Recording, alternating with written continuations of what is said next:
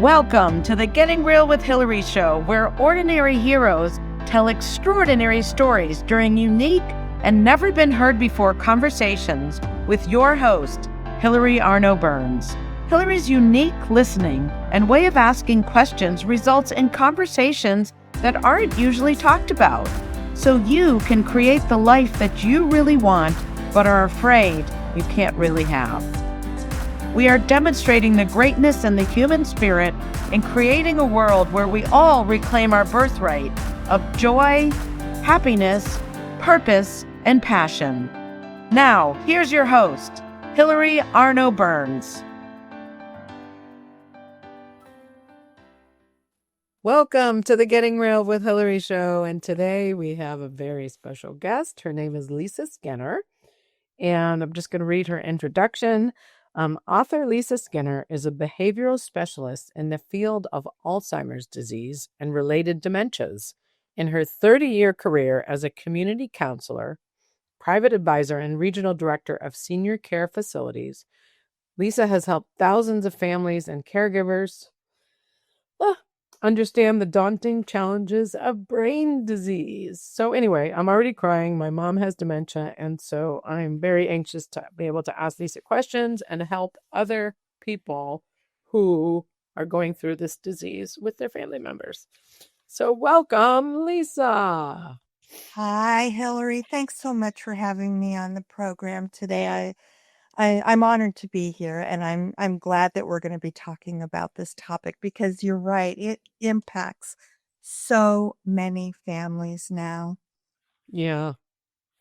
I already told Lisa I'd be crying. I'm already crying. I can't even get through the intro. So that's just the way it goes. This is Getting Real with Hilary, and this is real. So, all right, Lisa.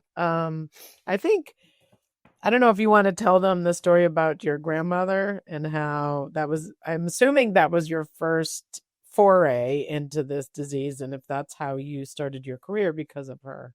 Well, I actually have had 8 family members who have lived with one of the brain diseases that causes dementia. And when I use the word dementia, I'm referring to the symptoms, the behaviors, the signs.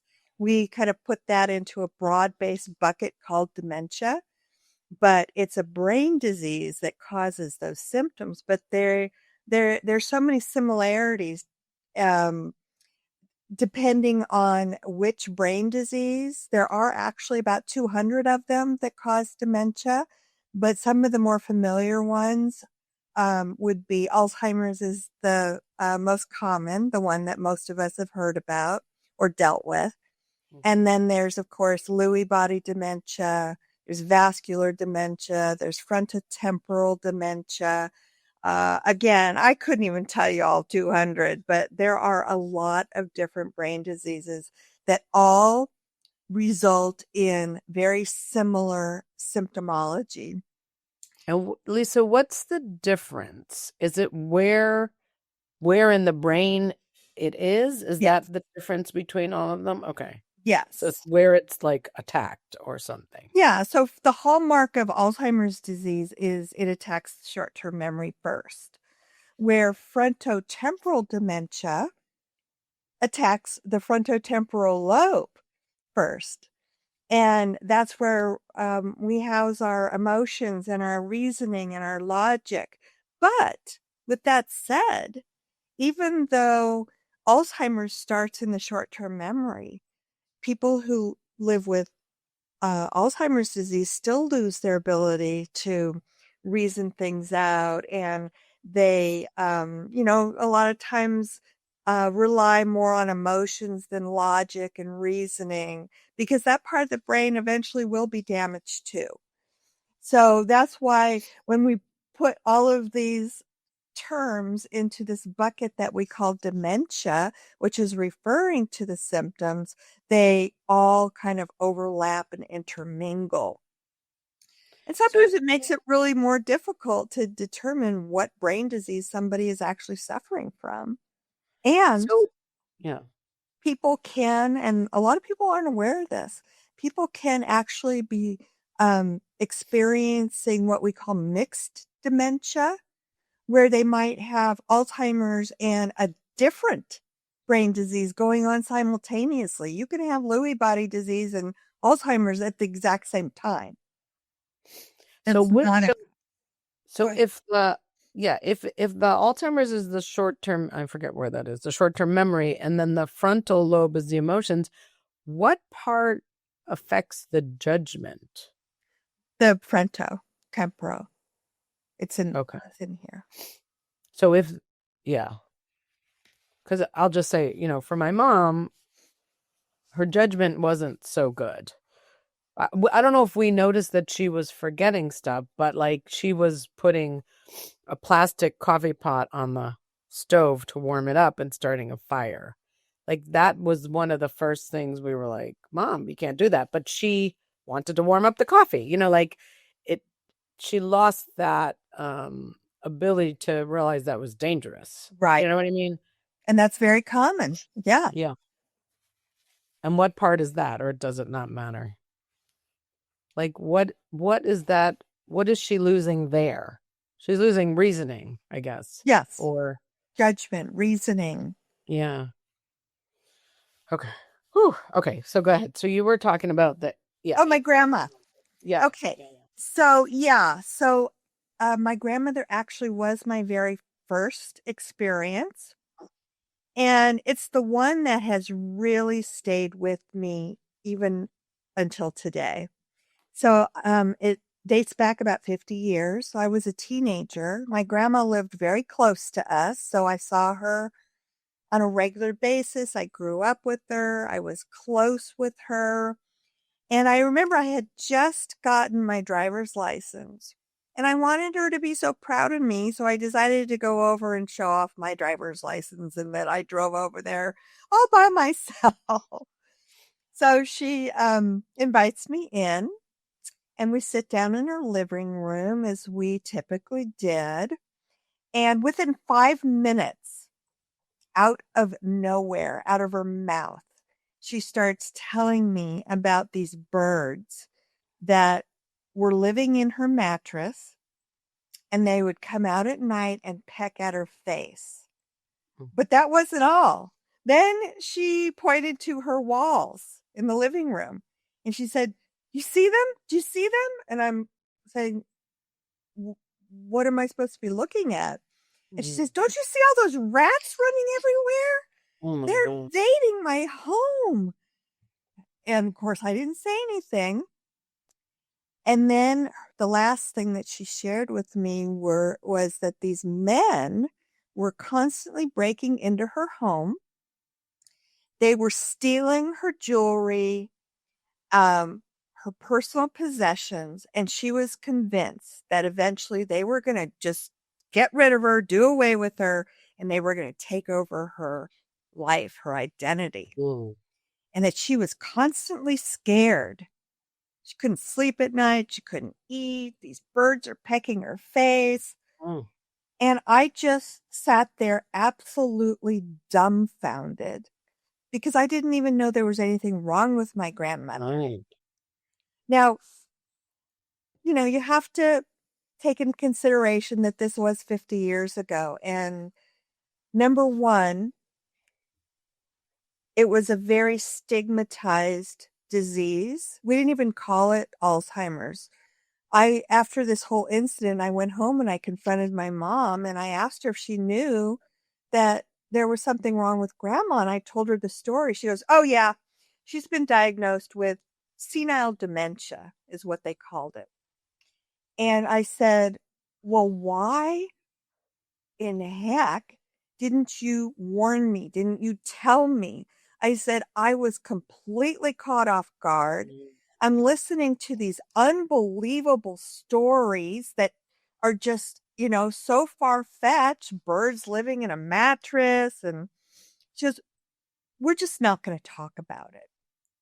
And this was typical back then. But what I did, and the only reason why I did not contradict her or argue with her or say, "Grandma, what are you talking about? This is the craziest thing I've ever heard." Because I came from the generation where you don't argue or contradict your elders. It's, respect, respect, respect. So what I did, unbeknownst to me, is I said, "Oh my gosh, Grandma, this sounds like a horrible situation you're in. You must be so scared." I said, "Let's do this. Let's go into your bedroom. Maybe you can show me where these birds are coming in and out of your mattress so I can see. And then I can call the appropriate person. Either we'll get you a new mattress or, figure out some way to get rid of these birds so you won't have to be so scared. You'll be able to sleep at night, and we'll address each of these things that are happening." And it turns out that was the right approach. But I didn't know it at the time because I was like 16 years old. And it's what we practice now. I'm a certified dementia practitioner, and I practice a therapy called Join Their Reality and a Person-Centered Approach to Dementia Care, which is the opposite of the old therapy that we call reality orientation therapy. And that was if somebody was having a false belief. And the birds in the mattress, I was witnessing a false belief. And it's a very common behavior in people with dementia. The rats, I was witnessing a hallucination. She actually believed that she saw those rats running around her house. And then the men breaking in and stealing her jewelry, she was displaying a very common behavior that we see, and that was suspiciousness and paranoia and fear. So in that very short visit that I had with her that day, I was experiencing 3 different very common behaviors that are a result of the damage being done to the brain of the person living with the brain disease. And in her case, we were told it was like Alzheimer's disease. So I learned a lot in the last 50 years, but because I was caught so off guard with my grandmother, and that whole experience just has stayed with me all these years. And then 7 more family members followed in her footsteps. I kind of hear the same theme with almost every family I have worked with in the last 30 years. And that includes, actually assisted living and memory care, and then having my own counseling service. And, I've done over 300 of these interviews raising awareness about this disease. And the one common thing that I have realized that is going on with family members and caregivers is they don't completely understand how this disease is changing the brains of the people who live with these diseases. It's not just because, the hallmark of Alzheimer's disease, for example, is short-term memory loss and confusion. But a lot of people just believe that that's all that happens to the people is they become, terribly confused and they lose their short-term memory at times. But it's so much more complicated and complex than that. And that's the missing piece of the puzzle. So I figured out years and years ago that if people have a better and more comprehensive understanding about how these diseases change people's brains, and the result of that changing brain are the symptoms, are the signs, are the behaviors that we see, like I saw in my grandma, then I can help them be more prepared. They can recognize these as being part of the disease. And I teach people how to effectively respond to anything that comes up to minimize the situation from escalating into like a total meltdown. We call that um, well, I flew out of my head, but anyway, a meltdown. Yeah. And that happens on a regular basis. So that was a So really good. yeah, can I ask you a question? When you say change the brain, like what is it actually doing to the brain that Well, it that's a great question. It depends on what the brain disease is. But Mm. with Alzheimer's disease, it's these plaques and tangles that are forming in the brain, and they're literally like killing off and suffocating our brain cells. So it's no, I'm forgetting the word. So if it's killing off the brain cells, well, it's These brain. plaques and tangles that are forming on Yeah. the brain. So then part of their brain just is like dying. It, So they don't they it's, what there's a lot of atrophy happening. If you look at a photo of a healthy brain side by side with the brain of a Alzheimer's disease person, the size of the brain is actually has shrunk and much smaller than the healthy brain. and they don't know what causes any of this, right? Well, they definitely have seen the plaques and tangles in the autopsies of people after they've passed away with the Alzheimer's symptoms. The thing that we don't know yet is that the only cause of Alzheimer's disease?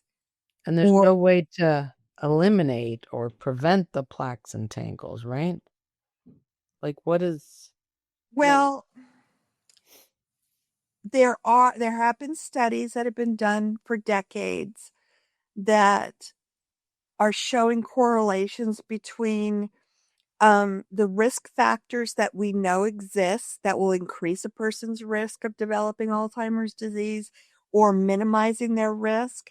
And just by knowing the risk factors and then implementing like healthy lifestyle choices and treating medical conditions that you may have, we've seen that correlation that can minimize, but there is nothing that we can do to completely prevent any of us from developing Alzheimer's disease. and can you say what the risk factors are? Oh, sure.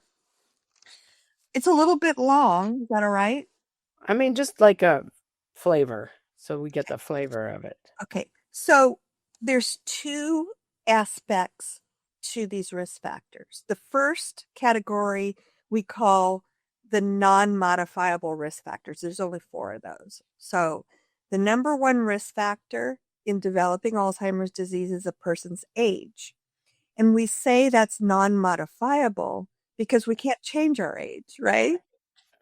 And Alzheimer's typically strikes starting at about the age of 65, with the exception of early onset Alzheimer's, which shows up younger than 65, but it's a rarer type of Alzheimer's disease. Mm-hmm. So starting at age 65, for every 5 years that our age advances, it increases our risk of developing Alzheimer's disease. So right now, by the time any of us are 85 years old, 1 in 3 of us will be displaying symptoms of Alzheimer's disease. Yeah. Okay. And the thing that's really concerning and why I feel it's so important to have these conversations and to raise this awareness is because we are being told and forewarned by the World Health Organization, the Alzheimer's associations, that just in the next 25 years, so by the year 2050, the number of people who are expected to develop Alzheimer's disease is going to triple worldwide.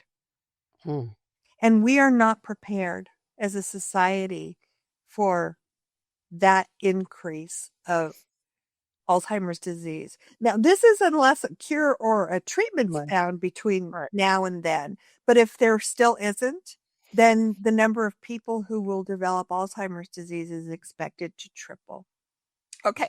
So age is number one.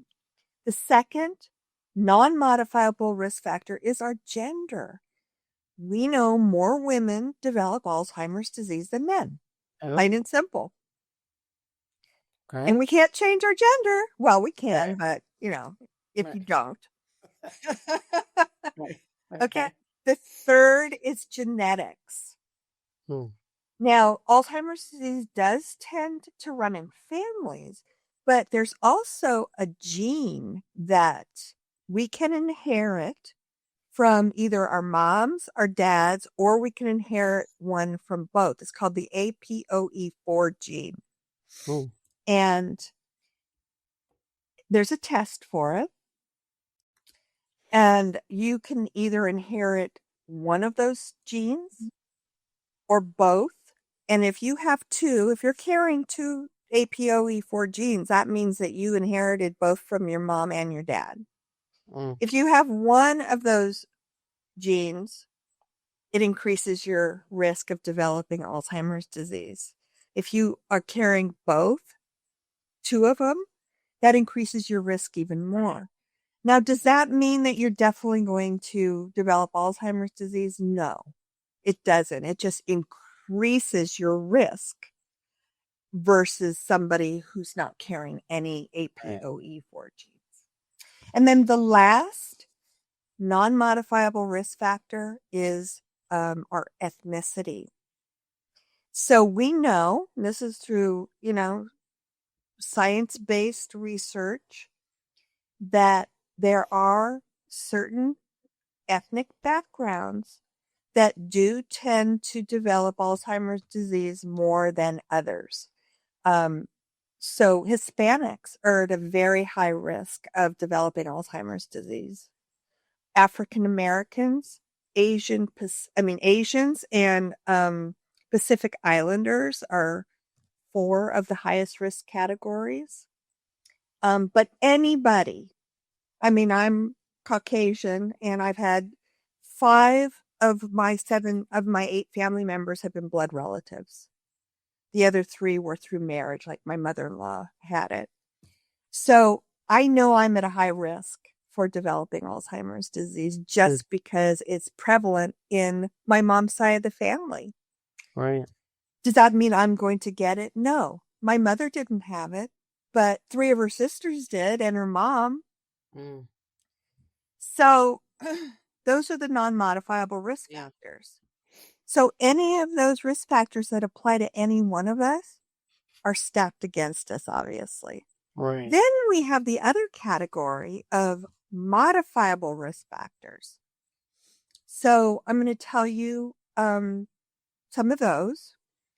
And then if any of those apply to you, you have to add those to the non-modifiable ones. And the more that apply to any individual, the higher your risk becomes of developing Alzheimer's disease.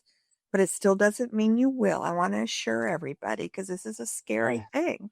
Yeah. All right. So the number one modifiable risk factor, believe it or not, is cardiovascular disease. So anybody who has any type of heart disease, heart condition, increases their risk of developing Alzheimer's disease. The difference is it's treatable. Hmm.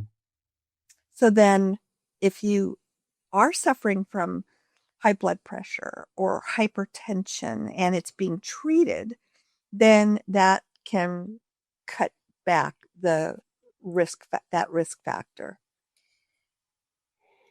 Diabetes is huge, but can be treated again, a health condition that's treatable. Sleep apnea is now known to be a risk factor, but a lot of people who've been diagnosed with sleep apnea use CPAP machines. And what does that actually mean, the sleep apnea? Sleep apnea is you actually stop breathing X amount of times a night while you're sleeping. It's not you just wake up. It's you actually stop breathing. Stop breathing. So they hook you up to these things and they measure you go for a sleep study, and in a 12-hour period, I think it is, they actually can see how many times each individual has stopped breathing. And the more you stop breathing while you're sleeping, the more severe of sleep apnea. And the thing is the reason why this is a higher risk situation is because people who suffer from sleep apnea are not getting restful night's sleep. They're like not going into REM sleep. And it's very interrupted sleep patterns. And now we know that increases a person's risk of developing Alzheimer's. So we're going to have to take our commercial break already, believe it or not. But thank you so much for this great information. And then when we come back, we're going to talk about how people can manage when someone has already been diagnosed, right? And yeah, which is important too. Okay, well, it's all important, but all right. Thank you so much. And we'll be right back after a word from our sponsor.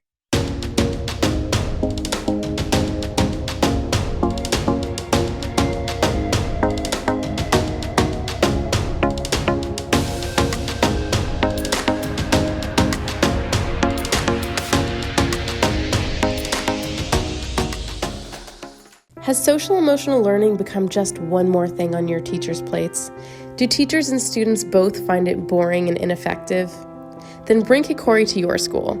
Kikori transforms classrooms through experiential SEL activities that help students play, reflect, connect, and grow. Even better, students say it's more fun than recess.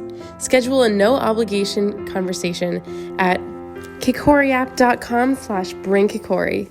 Kikori. Hey, it's Hilary from Getting Real with Hilary. I want to share something really powerful with you today. Jerry Dale was deep in the music industry, providing girls, drug, and gambling opportunities, all while justifying it as making a living for his family. He questioned his path, but then God turned his life completely around. Now Jerry's on a mission to redeem and help others find their way back from the dark side. Jerry's book, Music, Porn, and Jesus, A Journey to Redemption, is his raw, real-life memoir of how God rescued him from the music industry, the porn world, and his own rebellion. It's not just a story. It's a testimony of grace, hope, and freedom. Visit IamJerryDale.com to get your copy and join a movement of redemption. If God can do it for Jerry, he can do it for you too. Hey, it's Hilary from the Getting Real with Hilary show. Life can be messy, raw, and real. And sometimes we're afraid to feel vulnerable. We're afraid to be that real self. Well, that's exactly what the Getting Real with Hilary show and Getting Real movement is all about. Being our true selves. Every week, I bring you stories of transformation, authenticity, and hope. People getting real with their struggles, their faith, and their breakthroughs. So don't miss a thing. Subscribe to my weekly newsletter today. You'll get stories, links to everything new, and how to create a life you love every week directly to your inbox. You can also find my books on Amazon. My courageous and riveting memoir, The Second Piece of French Toast, in case you feel stuck in your life and want to get inspired. How I came out about my no sex life in my marriage, in my second book, Real Talk. That one will get you speaking up in ways you've been too afraid to do so, and really creating amazing freedom. And my third book, How to Stop Fixing Yourself and Start Having Fun, the name is called Your Bullshit is Your Blessing. Find links to everything and subscribe to my YouTube channel, Getting Real with Hilary, and you'll find the links in the header. So, visit, and you can also visit gettingrealwithhilary.com because the real you is worth it and wants to come out.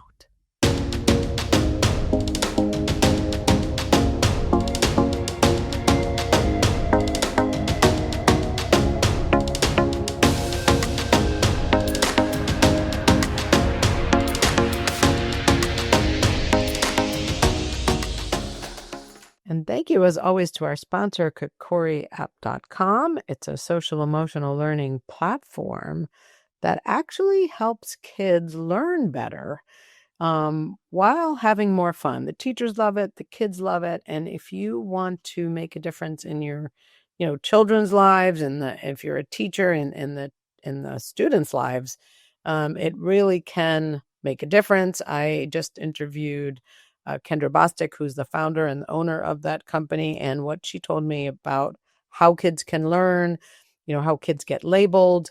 Really, this platform can make a huge difference for all kinds of children, for building communities, and for learning. So check it out, KakoriApp.com. And now we're going to go back to Lisa Skinner, who's teaching us so much about, brain disease and all that. And I know, I'll just say, when my mother first started, not remembering things, and I'm ashamed to say I didn't.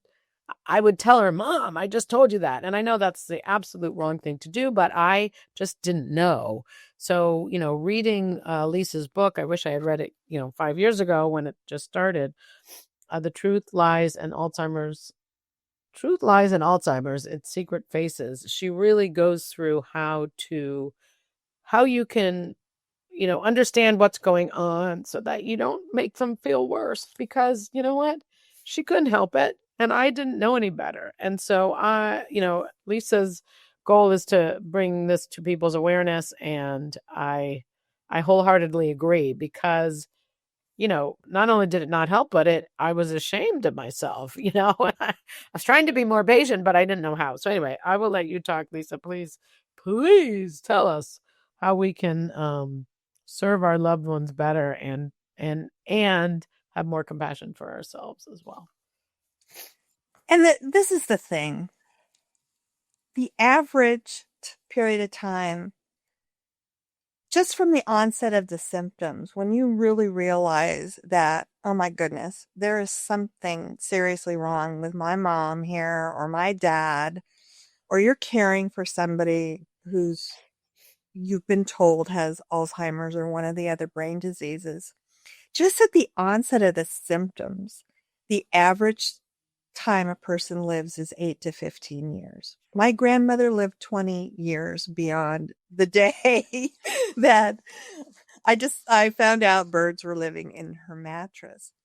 The point being is that's a very, very long time to go through this experience, to go through this journey with your loved one, or in taking care of somebody, because as most of you probably are aware, these diseases progress. There's no cure to date. There's no treatment to date. And they eventually decline to a point where they need full-time care. But it takes a very long time. So if you're on this journey with somebody that it's very painful for you to be on the sidelines watching them decline, you want to try to provide them with the healthiest, most purposeful, joyful, meaningful time that you have.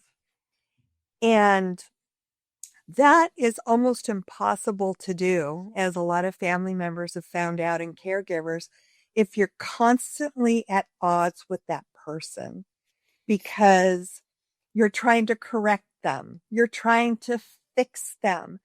And don't beat yourself up if you have. I'm guilty of it too. It's our natural instinctive response. We're wired that way, to fix things we care about. So if I go visit my mom in a memory care, and the day I show up, she doesn't even know who I am, a lot of family members feel extremely hurt that their own mother or father or whomever, grandma, grandpa, doesn't even recognize their own daughter. And the first thing out of their mouth might be, Mom, it's me, it's Lisa. Don't you recognize me? How could you not know your own daughter? That's our gut reaction. It's our instinctive reaction. But we have found through trial and fire that it doesn't work. And it increases the anxiety and the stress between both parties. Because in that scenario, my mom doesn't remember who I am. Because think of it this way. If your short-term memory, and I use this as the analogy that I use because people can really relate to it. It's like, oh, that makes total sense. So I'm going to share it with you. So let's say your short-term memory is hooked up to a switch, like a light, like a lamp. And starting from about the mid-stage of Alzheimer's disease through the duration of the disease, that switch flips on and flips off. Now, in the middle stage of the disease, it's probably on, your short-term memory is functioning properly, and then that switch flips off just kind of unexpectedly about half the time. Wow. And then as a person progresses through the disease, that short-term memory switch starts flipping off more than it stays on. And by the end of the disease, it's pretty much off either most of the time or completely. So by the end of the disease, people are left with absolutely no short-term memory, but our long-term memories stay intact for the duration of the disease. And when our short-term memories have basically short-circuited, whether it's on a temporary basis or a longer-term basis or a permanent basis, we then start pulling from our long-term memories. And this is the exact reason why you might go visit your mom, and that particular visit, that particular moment, she's not recognizing you. And the reason why is because what you're witnessing is her short-term memory switch has flipped off. So she's gone back in her reality, in her mind, to a different timeline of her life. So if she's not recognizing you, she might be believing that she's 25 years old now in her mind, in her reality, because again, she's pulling from her past memories. And either you might be a baby or a toddler, but you know, she's in her reality, if she's only 25 years old, she couldn't possibly in her mind have an adult daughter standing in front of her insisting that she's her daughter. Because in her mind, you're either very young or she hasn't had you yet. Right. Does this make sense? Yeah. So what you have to do, and this is what I teach, is you have to listen to what they're telling you as your cue of where they are in their life's time frame. So if you go visit and your mom maybe calls you a completely different name, she may recognize you. You look very familiar. But in her mind, if she's only 25 years old, she couldn't have an adult daughter. But because you look familiar, she might think you're her next door neighbor or her sister or somebody else that she thinks she's familiar with, but relates to her when she was 25 years old, not 85 years old. Is this making sense? Yeah. That's great. Okay. So what you have to do is listen and follow her cues and then join her where she's at that moment. Right. And what we have found, and this is part of a person-centered approach to care and join their reality ideology, is go with her flow.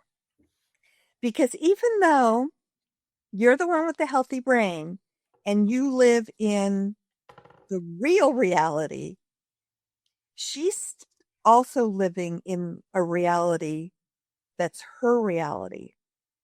And they're incongruent at that time. They don't line up. But that doesn't mean that she doesn't believe what she believes at that time. And what we've discovered is there's absolutely nothing that any of us can do or say to change a person's reality until that short-term memory switch flips back on and she's back into a congruent reality with yours. It's great. So to try to correct her, to try to say, no, Mom, this is Lisa, I'm your daughter, it's not going to work. And it just creates tension and anxiety and stress for everybody. You know, I've had family members say, I'm constantly fighting with my mom because, you know, she repeats everything she says. And I'm ready to explode. She's not doing it on purpose. That short-term memory is malfunctioning at that time. And she's not remembering. She just asked you for the 12th time the same question or shared with you the same story in that conversation.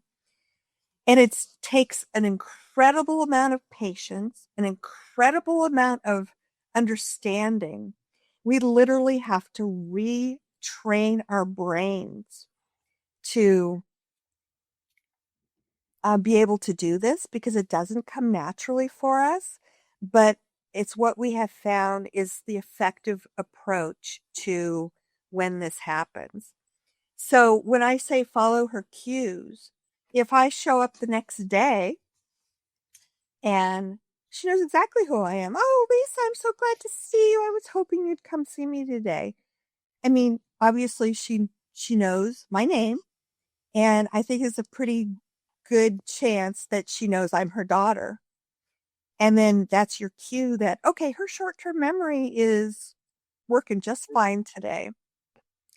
If she confuses me with somebody else, that's your cue that it's not. That switch can come back on at any given time or moment. We don't know when, but usually in the mid stage, it's a temporary situation.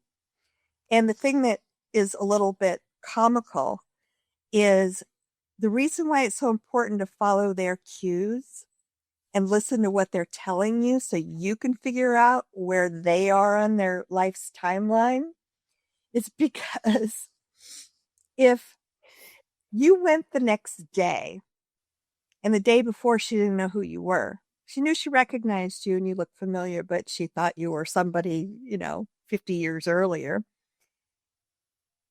If you go the next day and expect that she's still not going to recognize you, and you start joining her reality and going along with being the neighbor or the sister or somebody else, she's going to respond to you like, Lisa, what's wrong? Why are you talking like this? What's going on? So only join your reality when you have figured out where they are in their life's timeline.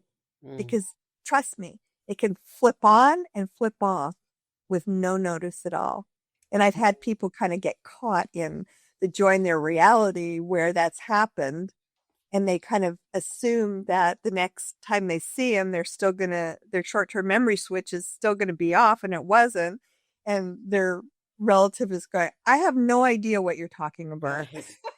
Wow, that's crazy. So the point is follow their lead, their cues to be able to determine where they are at any given moment. But that's the reason why we see this, shift in, them in just anything that they believe at that moment, because sometimes they are in the current here and now because that short-term memory switch is on and the short-term memory is functioning just fine. And other times it's off, it's flipped off, and you don't know where they are in their life's time frame. And they could be talking about things that make absolutely no sense to you, but they make perfect sense to them. And unfortunately, the onus is on us to figure out if that switch is off or on, so we can then join them where they are, not where we are. And I hope this makes sense, and this kind of shines a light on why there's so much unpredictability that happens with dementia and this is the very reason. But it goes way beyond that with this disease. Mm-hmm. We talked about that. We touched on it briefly because people also lose their ability to use reasoning, to use judgment. I'll give you one quick example. Every single one of us was conditioned from a very young age that before we ever cross a street, I don't care if you're in a crosswalk or you're jaywalking, you look both ways for your safety to make sure no cars are coming in either direction. Or if you're in a crosswalk, you wait for the light to turn green. And then it becomes second nature. We don't even have to really think about it. We just do it. People living with brain disease, they eventually lose that ability, and that person will not stop and say, oh, I need to look both ways to make sure that it's safe for me to cross the street. And they'll just walk out in the street. So that's one of the things that happens. Mm. They lose their ability to sequence familiar tasks. I'll use brushing our teeth as another example. We're taught at a very young age to brush our teeth. And when we're first being taught, we know that we go through a series of steps from A to Z to go through that process. By the time we're grown up, we don't give it a second thought. Okay, take your toothbrush out of the toothbrush holder, run it under the water, put the toothpaste on, then, yada, yada, yada. People lose their ability to follow a sequence of tasks. So you could have, your mother standing at the bathroom sink, staring at that toothbrush and not remembering what she's supposed to do with it. So you might have to help her by cueing. Okay, Mom, pick up the toothbrush. And then let her do that and see if she'll remember the next step. Wow. People who live with dementia don't even remember simple, like how to operate a simple appliance that they've been using for decades. They can just all of a sudden forget. Now, how do I turn my coffee maker on again and brew my coffee? I'm staring at this thing. I don't even know what I'm supposed to do with it. That happens all the time. And then they lose their emotional control. So what seems to you to be just no big deal at all can be a huge deal to them. And all of a sudden they're really upset and, kind of having a meltdown when what happened, and of course we have to figure out what triggered this, all of a sudden becomes a great big huge scene. And you're trying to figure out what set her off, because they eventually lose their ability to control their emotions, and then they're reacting on raw emotions, fight or flight. Yeah. So my point being is anybody who's not aware of these things would not realize that what they're witnessing is part of the disease. But the positive aspect of it is there are a lot of strategies, kind of what you were saying with your books, Hilary, strategies that people like me who've been trained in this arena know to teach families that can minimize a situation from escalating into this big ordeal. And I just remembered, we call the meltdowns catastrophic reactions, but it's synonymous with somebody having just a total meltdown. And it's all in how we approach the situation. It's all in how we respond to whatever comes out of their mouth, how we respond to what they're responding to, their behaviors. But the positive part of it, the encouraging and hopeful part of it, is by learning these things and possessing this knowledge and assembling a toolbox for yourself any given situation that comes up, you'll be more prepared to de-escalate it and diffuse it than if you keep trying to correct, trying to argue, and the entire relationship that you will have moving forward with your loved one, especially as they, are declining, will just always be at odds with each other. And that's not a healthy place for anybody to be, but it doesn't have to be like that.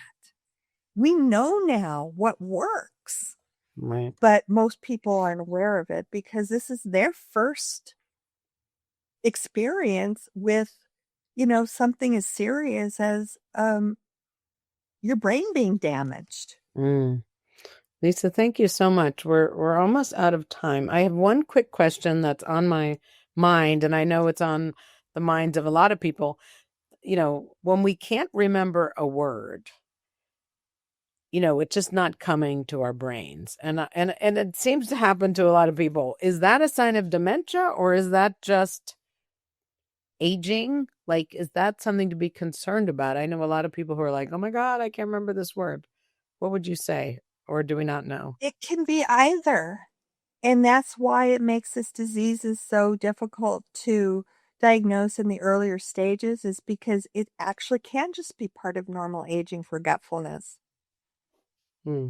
But I can honestly say that, periodically, if you can't remember why you walked into a room, or you can't remember the right word to fit into the sentence, or your friend's name, if it's just happening once in a while, it's probably just normal aging, and it starts happening to all of us around 40, I would say.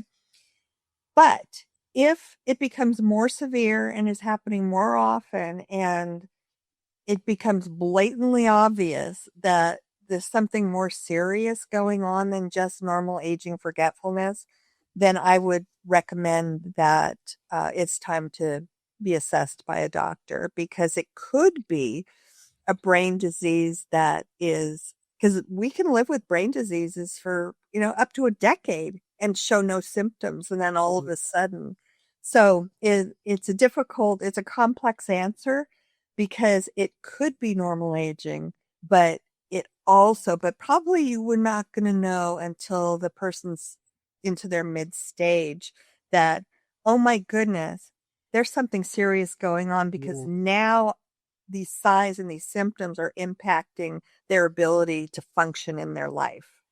That's the difference. Yeah, that's great. Thank you. All right. And now we need to wrap it up. What would you like to say in about 60 seconds or less? Your vision for the world, what you'd like to, what if your mission was successful 5 years or 10, how would the world look? I want to give everybody the gift, because this is such a difficult disease, to watch somebody decline, to stand by and watch, to try to have a loving relationship with your loved one, or care for somebody going through this.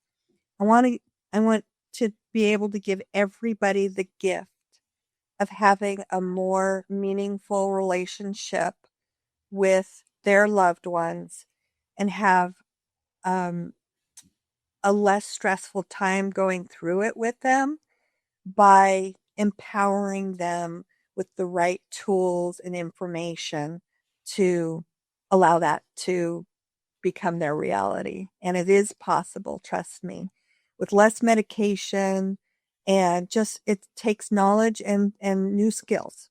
And that's the gift I want to impart on anybody who's listening to this today, that if it hits your family, if you're currently going through it like Hilary is, that there's a better way. It exists out there. You just have to know about it. Yeah, thank you. Thank you so much. And please, if you have someone or you have concerns, check out Lisa's book, Truth, Lies, and Alzheimer's. It's Secret Faces by Lisa Skinner and Douglas Collins. And thank you so much, Lisa, again, for the work you're doing, for the difference you're making for all of us in a difficult situation. So thank you. Thanks again for having me. It's been a pleasure. And I hope this has been helpful for so many people. Yes, it was for me. So thank you. All right. Thanks, everybody. Bye-bye. Thank you for watching this episode. I started Getting Real with Hilary when I discovered that I was a people-pleasing, pleasant phony and wanted to be more of my real self. We can grow together if you will like the show, subscribe to my channel, and share this episode with your friends and family so that we can have a world that's more real.